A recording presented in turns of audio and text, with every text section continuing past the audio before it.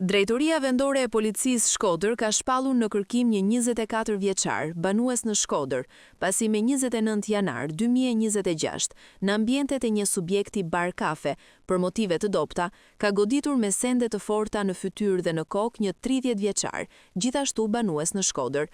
Po nga specialistët për hetimin e krimeve të Komisariatit të Policisë Shkodër, janë referuar materialet në prokurori dhe ka nisur procedimi penal në gjendje të lirë për disa shtetas.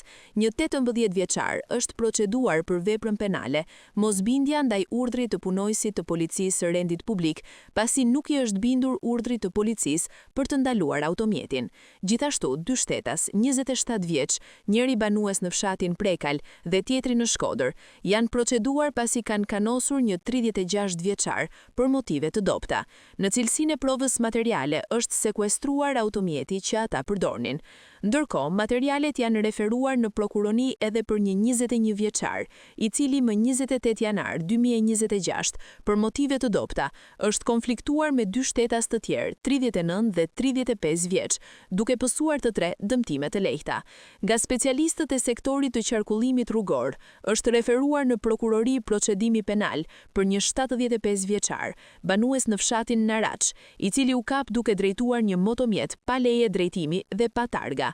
Materialet procedurale janë referuar prokurorisë pranë gjykatës së shkallës së parë të juridiksionit të përgjithshëm Shkodër për veprimet mëtejshme.